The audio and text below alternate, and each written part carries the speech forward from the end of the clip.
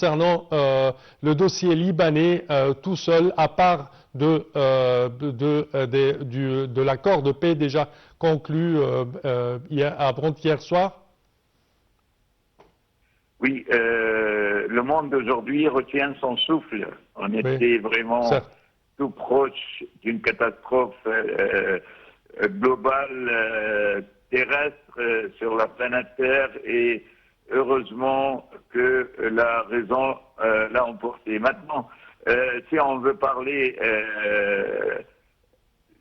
des crimes de guerre, parce que oui, là, certainement. Sans aucune hésitation, on peut parler de crimes de guerre et on peut dire que le criminel de guerre, M. Benjamin Netanyahou, oui. qui a, par la force des choses, ont assassiné des civils, des enfants, de la population civile, des personnes qui servent les Nations Unies pour garder la paix dans la région entre Liban et Israël. Oui. Si ce n'est pas des crimes de guerre, on peut l'appeler quoi? C'est des crimes de guerre, c'est clair et net. Maintenant, on voit que M. Netanyahu et M. Trump ne s'éloignent avec leur position et il faut vraiment qu'on arrête cette guerre au Liban.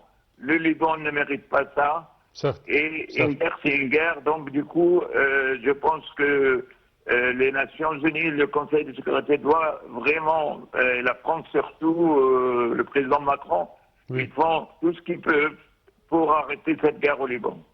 Espérons pour le mieux. Le ministre des Affaires étrangères, Badr Abdelghati, et le Premier ministre libanais, Nawaf Salam, selon vous, quels concrets pas peuvent être utilisés ou juste impliqués en place pour contenir l'escalade et préserver la stabilité régionale?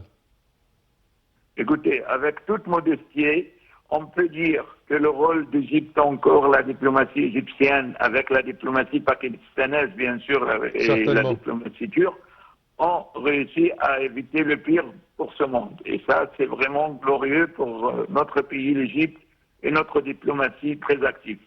De la même façon, on a un ministre de la Défense vraiment sous les instructions de notre président de la République, oui. qui fait un travail formidable.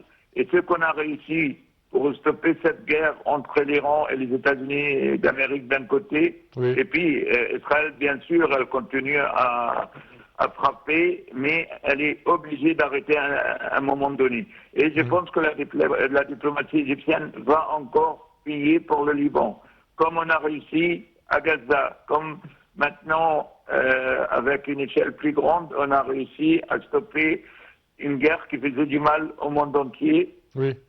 En attendant bien sûr les pas à suivre, mais le travail de M. Badr Abdelghati avec le Premier ministre libanais, ça doit fortifier quelque chose et on va aboutir à... au fait, l'histoire ne reviendra pas en arrière. C'est ce qui se passe aujourd'hui, nous montre l'enseignement qu'on a avec tout ça, qu'il n'y a pas de puissance absolue, que toutes les puissances de ce monde sont relatives et que tout le monde souffre et la meilleure solution pour tout le monde, c'est la paix et rien que la paix. Espérons pour le mieux. À la lumière des développements récents au Liban, dans quelle mesure la résolution de l'ONU reste-t-elle applicable et quelle action urgente la communauté internationale doit-elle entreprendre pour en assurer le respect?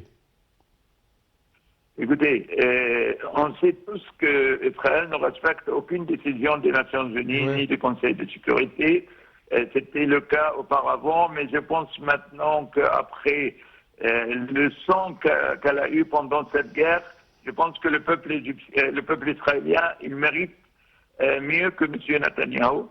J'espère que le gouvernement d'extrême droite d'Israël changera et qu'il y aura d'autres personnes plus modérées, plus raisonnables et qui respectent, comme tous les pays du monde, qui respectent les lois internationales et les obligations internationales, qui nous gèrent tous. Les règlements, ils sont faits pour qu'on les respecte tous, pour que tous les pays peuvent avoir leurs droits et vivre en paix. Donc, c'est le même cas au Liban. Il faudra laisser le Liban tranquille. Il faudra laisser le Liban déjà qui est sous deux pressions. La pression de Hezbollah d'un côté et la pression d'Israël de l'autre côté. Et donc, le peuple libanais également, il mérite beaucoup plus de prospérité et de sécurité. Oui, parfait. Monsieur Lestrechata, je tiens à vous remercier de vos explications. Je répète que vous êtes analyste politique. Merci à vous. Et nous enchaînons, chers téléspectateurs, avec cette information. Le ministre saoudien des Affaires étrangères, le prince Faisal Ben Farhan, s'est entretenu au téléphone jeudi avec son homologue iranien Abbas Araghchi. Premier contact officiel entre les deux parties, les deux pays, depuis le début de la guerre au Moyen-Orient. Au lendemain de l'annonce d'un cessez-le-feu, Riyad a précisé que l'appel a porté sur l'examen de l'évolution de la situation et les moyens de réduire le rythme des tensions de manière à contribuer au retour de la sécurité et de la stabilité dans la région.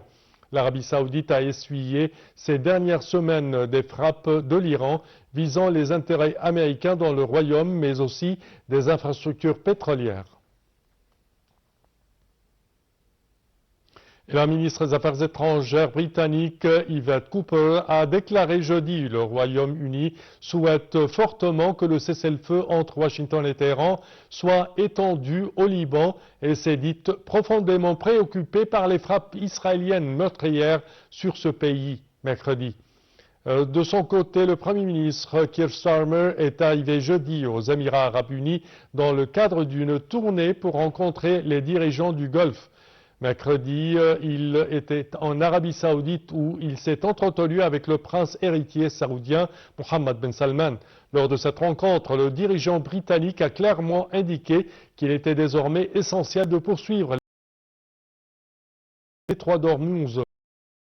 Starmer a appelé à la mise en place de mesures concrètes pour redonner confiance aux transporteurs maritimes et leur permettre de transiter par le détroit.